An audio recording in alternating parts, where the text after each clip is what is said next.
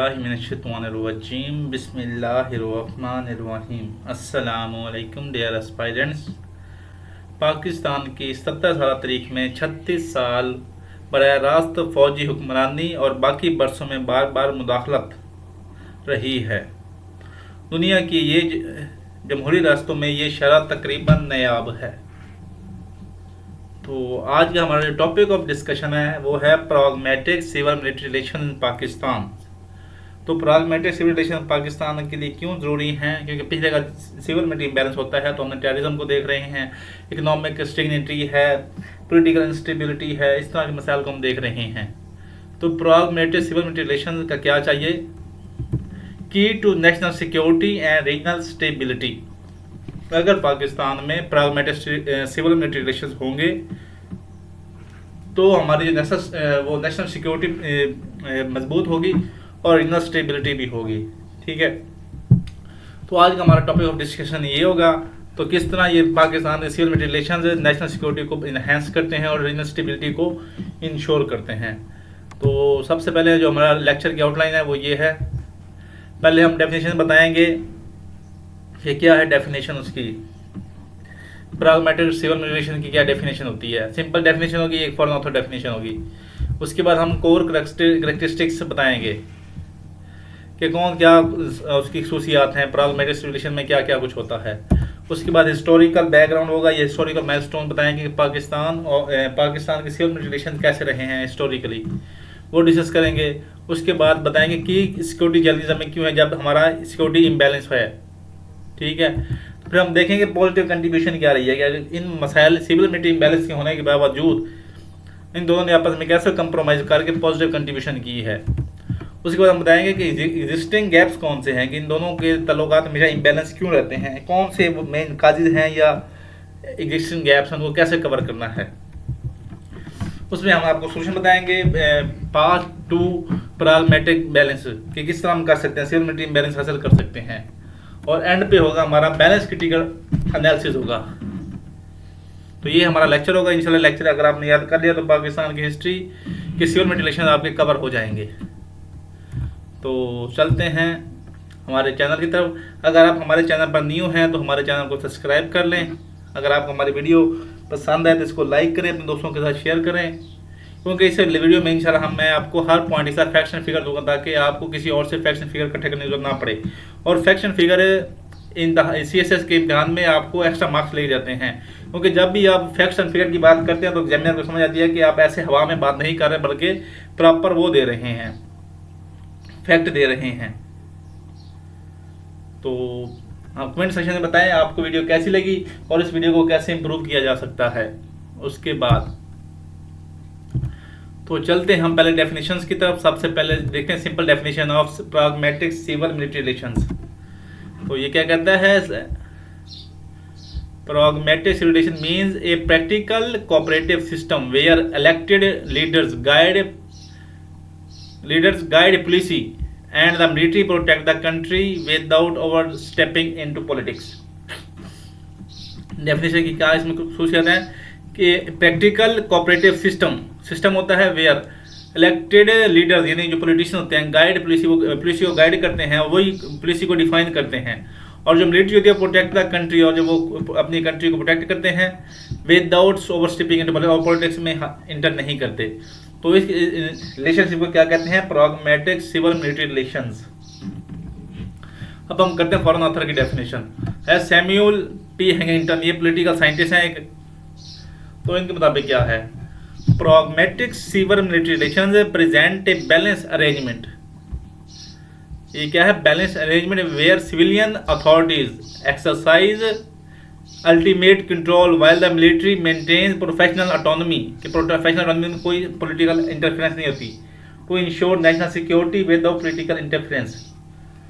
ये वही बात है कि ये बैलेंस अरेंजमेंट होता है where civilian authority exercise ultimate control होता है, जबकि मिलिट्री का अपना प्रोफेशनल ऑटोनॉमी होती है कि जैसा मर्जी चलने में पॉलिटिकल प्रेशर कोई नहीं होता, टू इंश्योर नेशनल सिक्योरिटी, और वो पॉलिटिकल इंटरफेरेंस नहीं करते। ये दो डेफिनेशन है, आप इसको अपने लिख लें। आप जब एक दफ़ा लिखेंगे, 2 दफ़ा पढ़ेंगे तो इंशाल्लाह आपको याद हो जाएगी। तो अभी हम चलते हैं इसकी कोर कैरेक्टरिस्टिक्स क्या क्या हैं। पहली करेक्टरिस्टिक है constitutional supremacy and rule of law. रियासत की जो रियल स्टेबिलिटी उसी वक्त मुमकिन होती है जब आइन सब इदारों पर बराबर लागू हो, कंस्टिट्यूशनल सुप्रीमेसी हो और रूल ऑफ लॉ हो। फौज समेत कोई इदारा पार्लियामेंट्री निगरानी से बाहर ना हो। फौज जो है वो भी जो है पार्लियामेंट्री सिस्टम में जो पार्लियामेंट है उसके अंडर हो, तो उनको वो निगरान उनसे सवाल कर सके कि आपका बजट कहाँ जा रहा है। और अदालतें बुनियादी हकूक़ की हिफाजत करें, और जो हमारी अदालतें हैं वो बेसिक राइट्स को इंश्योर करें। दोबारा क्या होता है कि रियासत का हकीकी जो रियल स्टेबिलिटी उसी वक्त मुमकिन होती है जब आइन सब इदारों पर बराबर लागू हो, कि पार्लियामेंट है उसका काम है कि लॉ लेजिस्लेशन करना और अकाउंटेबिलिटी मेंटेन करना, कि सब इदारों की अकाउंटेबिलिटी, और फौज को भी उससे वो फौज भी उसके अंडर हो, और अदालतों का काम है कि ह्यूमन बेसिक राइट्स को कवर करे। दूसरी है सिविलियन मिलिट्री पुलिसी कोऑर्डिनेशन फोरम्स।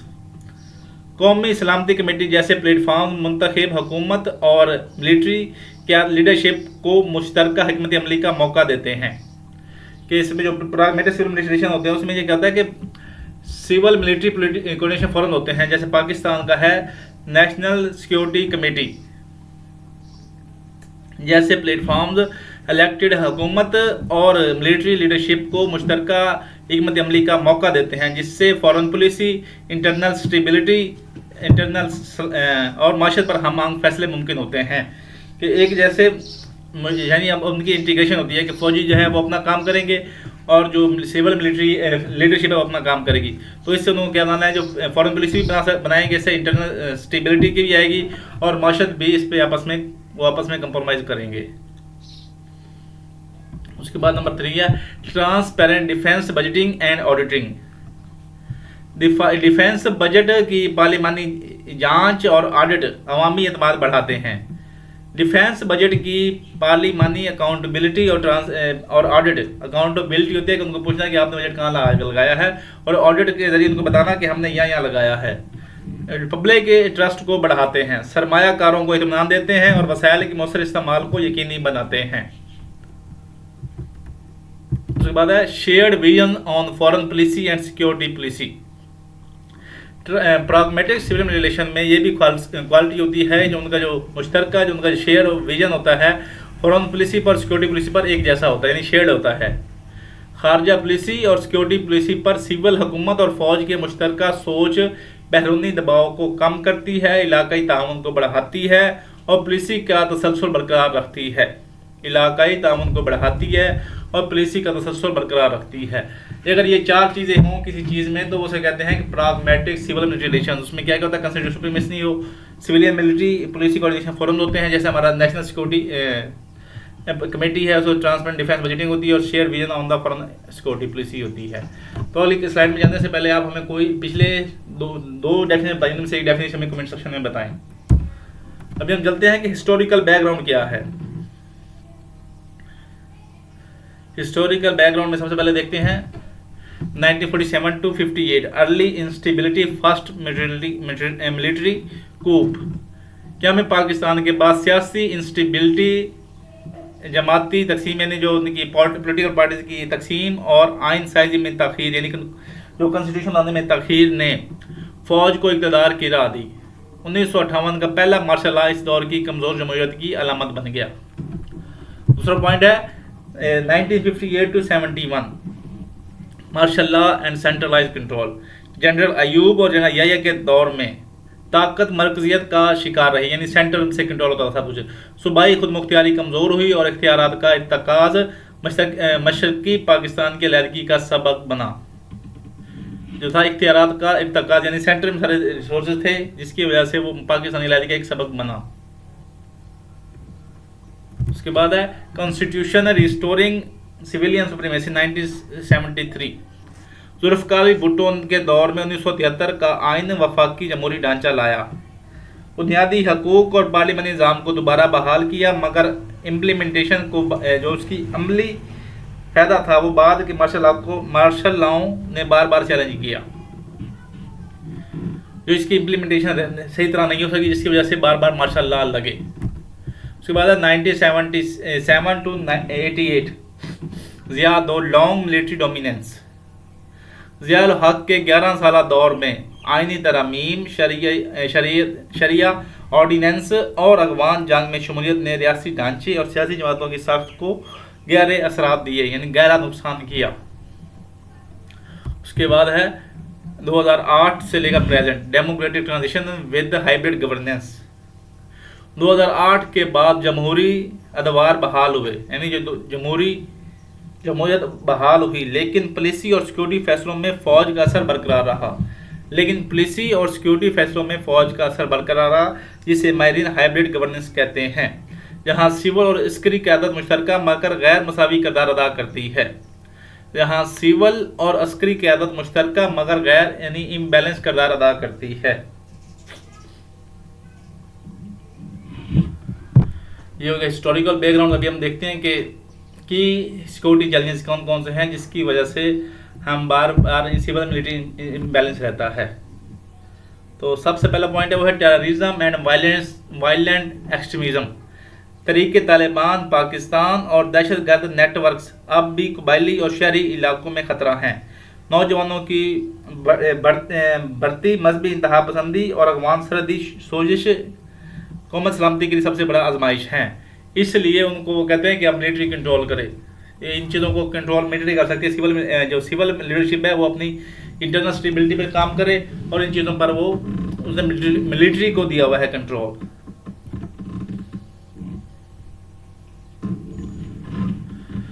तो इसका फैक्ट नोट कर लें। Terrorism feeds on political vacuum and social injustice. उसमें कहता है बॉर्डर डिस्प्यूट विद इंडिया। ये पाकिस्तान के इम्बैलेंस क्यों है? वो बॉर्डर हमारा इंडिया के साथ बॉर्डर डिस्प्यूट है। कश्मीर में लाइन ऑफ कंट्रोल पर फैरबंदी की खिलाफ वर्जियाँ, सियाचिन और दरिया चनाब की आबी मसाइल दोनों ममालिक के ताल्लुकात में मुस्तकिल कशीदगी और खित्ते के इस्तेहकाम के लिए बड़ा खतरा है।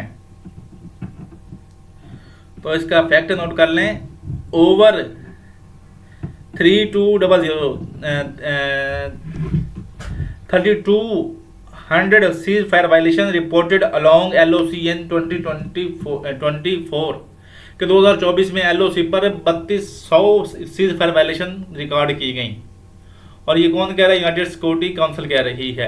उसके बाद है water scarcity and climate stress. तेज आबादी, गैर मतवाजन डैम पॉलिसी और भारत की दरियाई डैम साजी ने पाकिस्तान को शदीद पानी के बहरान की तरफ धकेल दिया है, जबकि क्लाइमेट चेंज ज़रूरी माशत के लिए भी खतरा बन चुका है। ये भी है वो एक सिविल मिलिट्री बैलेंस को क्रिएट करता है। उसके बाद है cyber warfare and hybrid threats.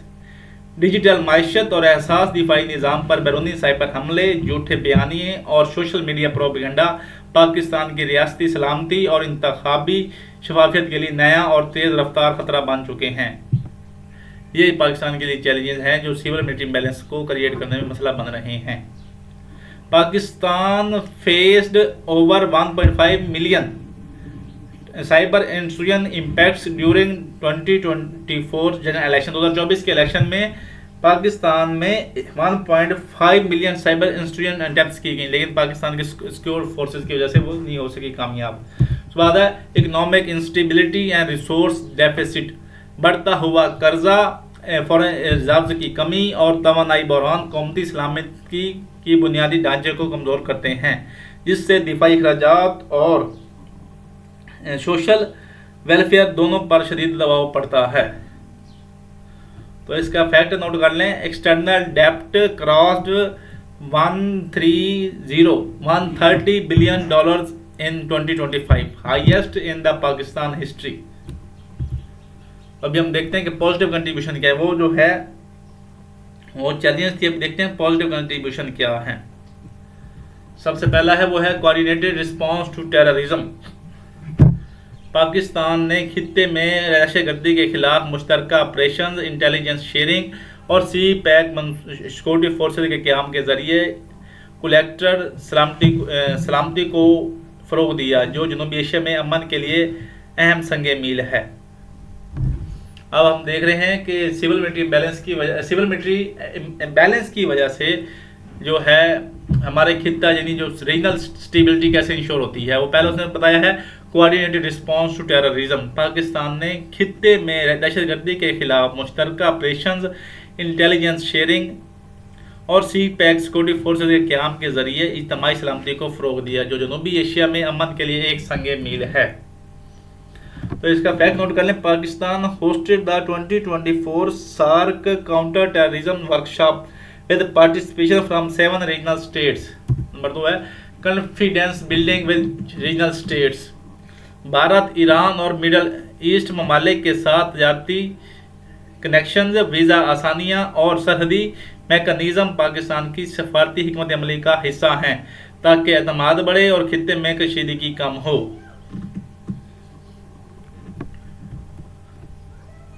उसके बाद है sport for piece in Afghanistan. Regional stability के लिए क्या क्या कर रहा है पाकिस्तान। पाकिस्तान ने दोहा डेलीगेशन थी, मुज़ाकरात थे, बॉर्डर मैनेजमेंट और इंसानी इमदाद के जरिए अफगान जो है कन्फ्लिक्ट की सियासी हल की कोशिशों में कलीदी किरदार अदा किया, जिससे पूरे खित्ते की स्टेबिलिटी की बुनियाद मजबूत हुई। तो इसका फैक्ट नोट कर लें, Pakistan facilitated 3 trilateral dialogue Pakistan, China, Afghanistan in 2024 for inclusive peace. उसके बाद है economic security via stable policy, tax reforms, energy projects और फॉरेन डायरेक्ट इन्वेस्टमेंट के लिए शफाफ पॉलिसी ने पाकिस्तान और खित्ते में माशी इस्तेहकाम का एक अहम सतून बनाया, जो कलेक्टिव ग्रोथ का फ़रोग देता है। टैक्स रिफॉर्म्स, एनर्जी प्रोजेक्ट्स और फॉरेन डायरेक्ट इन्वेस्टमेंट के लिए शफाफ और ट्रांसपेरेंट पॉलिसी ने पाकिस्तान और खित्ते में माशी इस्तेहकाम का एक अहम सतून बनाया, जो मुश्तरका तरक्की को फ़रोग देता है। तो इसका फैक्ट नोट कर लें, foreign direct investment reached 6.8 billion in financial year 2025, highest since 2017 कि 2017 से 2025 में जो आया $6.8 बिलियन आया, जो सबसे ज़्यादा है 2017 के बाद। उसके बाद है cooperative disaster and crisis management. जो नेचुरल डिजास्टर आते हैं, फ्लड्स हैं और वबाओं के दौरान पाकिस्तान ने सार्क और SCO के साथ रेस्क्यू और रिलीफ तामन को तरजीह दी, जिससे इंसानी सिक्योरिटी के खतरात कम हुए। पाकिस्तान ने नेचुरल डिजास्टर हुए, फ्लड्स आए और वबाओं के दौरान पाकिस्तान ने सार्क और SCO के साथ रेस्क्यू और रिलीफ तामन को तरजीह दी, जिससे इंसानी सिक्योरिटी के खतरे कम हुए। अभी हम देखते हैं कि कौन कौन से एग्जिस्टिंग गैप्स हैं जिनको हल करना अशद ज़रूरी है, ताकि पाकिस्तान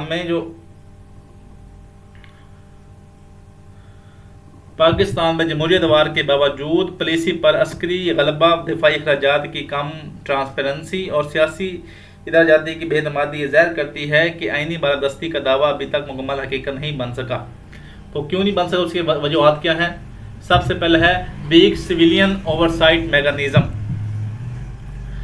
पार्लिमानी कमेटियाँ और नेशनल सिक्योरिटी कमेटी जिसे फोरम्स मुकम्मल इख्तियारात और वसाइल के बगैर हैं, जिससे सिविल गवर्नमेंट दिफा और सिक्योरिटी पॉलिसियों पर मुझसे कंट्रोल कायम नहीं कर पाती। पार्लिमानी कमेटी होती हैं जो बजट को अकाउंटेबिलिटी के लिए होती हैं, और नेशनल सिक्योरिटी कमेटी जैसे फ़र्ज मुकम्मल इख्तियारात और वसाइल के बगैर हैं, जिससे सिविलियन गवर्नमेंट दिफाई और सिक्योरिटी पॉलिसी पर मौसर कंट्रोल कायम नहीं कर पाती।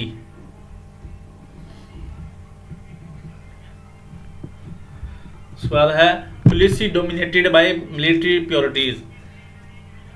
फॉरेन पॉलिसी और सिक्योरिटी पॉलिसी में फैसला कुन करदार ज़्यादातर फौजी क़यादत के हाथ में है, जिससे सिविल हुकूमत की डिप्लोमेटिक और इकनॉमिक हिकमत अमली अक्सर सानवी हैसियत इख्तियार कर लेती है।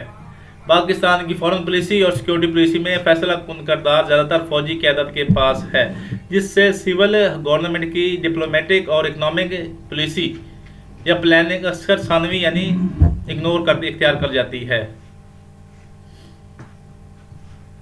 तो इसका फैक्ट नोट कर लें, इन 2025 70% of national security council agenda 70% of National Security Council agenda items originated from the GHQ proposals atoms originated from the GHQ proposals. उसके बाद है फ्रीक्वेंट पॉलिटिकल इंस्टीट्यूशनल मिसट्रस्ट, हुकूमतों की तब्दीली, जुडिशियल इंटरफेरेंस और मिलिट्री इदारों पर इल्ज़ामात ने सिविल और मिलिट्री इदारों के दरमियान बदअतमादी को बढ़ाया। क्या है? हुकूमतों की तब्दीली, जुडिशियल इंटरफेरेंस और मिलिट्री इदारों पर इल्ज़ामात ने सिविल और मिलिट्री इदारों के दरमियान बदअतमादी मिसट्रस्ट को बढ़ाया, जिससे पॉलिसी का तसलसल और स्टेट स्टेबिलिटी मुतासिर होती है।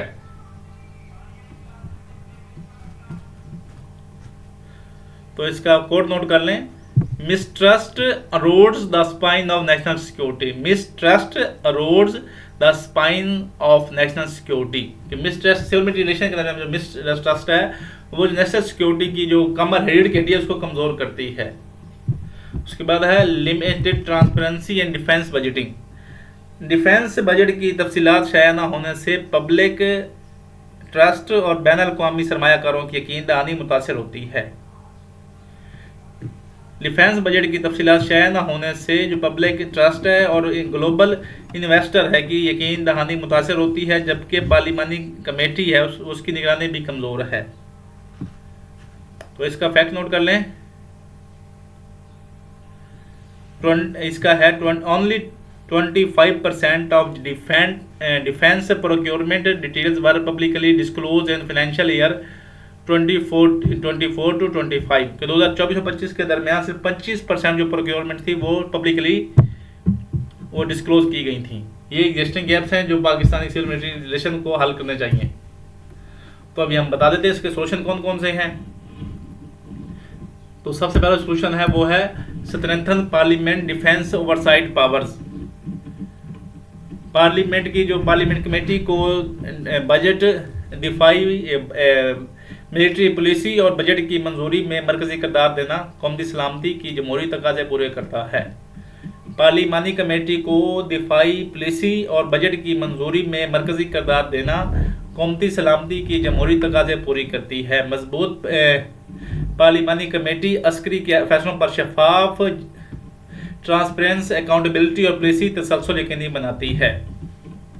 दूसरा पॉइंट है institutionalise national security council reform. Institutionalise national security council reforms. कौमी नेशनल सिक्योरिटी काउंसिल में मुस्तकिल सिविल नुमाइंदगी, शफाफ एजेंडा और वक्तन फ़वक्तन इजलास कौमी यकजहती को बढ़ाता है, नेशनल इंटीग्रेशन को बढ़ाता है। क्या बढ़ाता है? नेशनल सिक्योरिटी काउंसिल में मुस्तकिल सिविल नुमाइंदगी, यानी उसमें जो है वो पॉलिटिशियन और जो सिविल ब्यूरोक्रेसी वो बैठे हों, उसके बाद उसमें ट्रांसपेरेंट एजेंडा हो और वक्तन फ़वक्तन इसके इजलास होते रहें, जिससे उन दोनों के जो हैं वो आपस में उनके जो एजेंडाज हैं वो डिस्कस होते रहें। इससे क्या होगा? इससे हमारी नेशनल इंटीग्रेशन होगी और पॉलिसी पर अस्करी गलबा कम होगा। मुस्तकिल परमानेंट रिफॉर्म्स पॉलिसी को तसल्सल बरकरार रखती हैं। उसके बाद है clear constitutional limits on military role. Constitution में वाज़ेह शिक्के यानी आर्टिकल्स शामिल करना जो फ़ौज को सियासी मामलात में अलग रखें, जमहूरियत की बका के लिए लाजमी हैं। पाकिस्तानी कॉन्स्टिट्यूशन में वाज़ेह आर्टिकल्स शामिल करें जो फ़ौज को सियासी मामलात में अलग रखें और उसको इंटरफेरेंस से रोकें, जो जमहूरियत, जो डेमोक्रेसी की बका के लिए लाजमी है। इससे इक़्तिदार की पुरअमन मुंतकिली होगी, यानी पावर ट्रांसफ़र होगी पुरअमन तरीके से, और इदारा जाती तवाज़ुन पैदा होगा, जिससे सिविल मिलिट्री रिलेशन पैदा होगा। उसके बाद है independent audit of defence expenditures, यानी उसका खर्चा है। डिफेंस एक्सपेंडिचर्स का खुद मुख्तियार ऑडिट ट्रांसपेरेंसी और पब्लिक ट्रस्ट को बढ़ाता है। करप्शन के जो खदशात हैं, जो चांसेस कम होते हैं और माली तरजीहात को मतवाज़न बनाता है। पार्लियामेंट कमेटी को सालाना रिपोर्ट की फराहमी ज़रूरी है। पार्लियामेंट कमेटी को सालाना रिपोर्ट की फराहमी ज़रूरी है ताकि हमें पता चले कि इन्होंने बजट कहाँ इस्तेमाल किया है और अब हमें नेक्स्ट टाइम कितना बजट देना है। उसके बाद है joint civil military strategic planning cells. Joint planning cell foreign policy और इंटरनल पॉलिसी में नेशनल इंटीग्रेशन जो है कोऑर्डिनेशन पैदा करते हैं। हामांगी यानी कोऑर्डिनेशन पैदा करते हैं। हंगामी हालात में फौरी और बेहतरीन फैसले मुमकिन बनाते हैं और इदारों के दरमियान एतमाद पैदा करते हैं। और नंबर 6 जो पॉइंट है वो है regional security dialogue mechanism. Regional security dialogues में शमूलियत भारत, अफगानिस्तान और चीन के साथ तनाव कम करने और इक्तसादी राहदारियों को मजबूत बनाने में मदद देती है। रीजनल सिक्योरिटी डायलॉग्स को एक्टिव करने से भारत, अफगानिस्तान और चीन के साथ तनाव कम करने और जो इकोनॉमिक कॉरिडोर्स को महफूज बनाने में मदद देती है। खित्ते के अमन के लिए ये बहुत ज़रूरी है, इनको मैकेनिज्म को एक्टिव और फाल किया जाए। ये हमारा पहले प्रैग्मेटिक वो सब कुछ हो गया। तो इस स्लाइड पे जाने से पहले आप हमें प्रैग्मेटिक सॉल्यूशन की तरफ कोई से 3 उसके आंसर बताएं। अभी आपने लिखे हैं या देखे हैं तो इनमें से आप कोई हमें 3 से आइटम्स बताएं। तो अभी हम देखते हैं बैलेंस क्रिटिकल अप्रेजल या एनालिसिस क्या है। वो कहता है hybrid model offer gradual transitions. अभी जो पाकिस्तान में हाइब्रिड मॉडल चल रहा है उसमें क्या है कि हाइब्रिड मॉडल ऐसा ऐसा मुकम्मल जमहूरियत की तरफ मुंतकली फराहम करता है। ये मॉडल फौरी यानी क्राइसिस से बचाता है मगर तो लॉन्ग टर्म सियासी इस्तेहकाम के लिए पार्लिमानी इदारों को मजबूत बनाता है। नंबर 2 है entrenched interest resist full reform. ताकतवर इदारे और सियासी अशरफिया रिफॉर्म्स की मज़ामत करते हैं ताकि अपने मफादात और इख्तियारात कायम रख सकें। ताकतवर इदारे और सियासी अशराफिया रिफॉर्म्स की मज़ामत करते हैं ताकि अपने मफादात और इख्तियारात कायम रख सकें। नतीजा सिविल बालादस्ती और पुलिसी तसलसल में रुकावट पैदा करती है। उसके बाद economic fragility complicate civilian control. Economic fragility कर्जों के दबाव और महंगाई सिविल हुकूमत को अस्करी इदारों पर उन पर डिपेंडेंस पर मजबूर करती है, जिससे जो इनकी पॉलिसी है इंडिपेंडेंस मुतासर होती है और जमहूरी इख्तियार कमज़ोर होता है। वो कहते हैं जब हमारी इकानमी कमज़ोर होती है तो हम फिर वो कहते हैं कि सिविलियन इसको मिलिट्री पर्सन कंट्रोल करे ताकि हम पे ये इसका ना आए इल्ज़ाम। तो वो उनके चक्कर में उनको पावर दे के खुद वो कहते हैं कि अपने आप से इल्ज़ाम हटाते हैं। उसके बाद है incremental legal reform show positive trends. ऐसा लीगल रिफॉर्म्स जैसे 18वीं तरमीम और इंतखाबी शफाफियत के कवानीन जमहूरियत के लिए उम्मीद अफजा हैं, यानी उम्मीद की राह दिखाते हैं, मगर मुकम्मल कामयाबी के लिए सख्त इम्प्लीमेंटेशन और कंटिन्यू निगरानी ज़रूरी है। ऐसा कानूनी रिफॉर्म्स जैसे 18वीं तरमीम हुई, इसमें जो है मिलिट्री का रास्ता रोक दिया गया, अभी डायरेक्ट मार्शल लॉ नहीं लग सकेगा, वो रोका गया। उसके बाद इंतखाबी यानी जो इलेक्शन ट्रांसपेरेंसी के कवानीन जमहूरियत के लिए उम्मीद अफजा हैं, यानी बेहतरीन हैं, मगर मुकम्मल कामयाबी के लिए सख्त इम्प्लीमेंटेशन और कंटिन्यू निगरानी ज़रूरी है। तो इसके बारे में कोड नोट कर लें बराक ओबामा की, reform is not a event, it is a process. कहते हैं रिफॉर्म लाना मसला नहीं, जब कानून बन जाता है तो ये ऐसा सेट होता है। ये नहीं होता कि आज रिफॉर्म हुई कल उस पर अमल हो जाए। ये कौन कह रहा है? ये बराक ओबामा कह रहा है। Reform is not an event, it is a process. तो ये था हमारा आज का लेक्चर। तो आज के लेक्चर में हमने क्या किया? सबसे पहले हमने डिस्कस किए हैं प्रैग्मेटिक सिविल मिलिट्री रिलेशंस की डेफिनेशन है, उसके बाद उसकी कैरेक्टरिस्टिक्स डिस्कस किए हैं। फिर उसके बाद कहते हैं कि हमें हिस्टोरिकल बैकग्राउंड देखा है हमने पाकिस्तान सिविल मिलिट्री रिलेशंस का।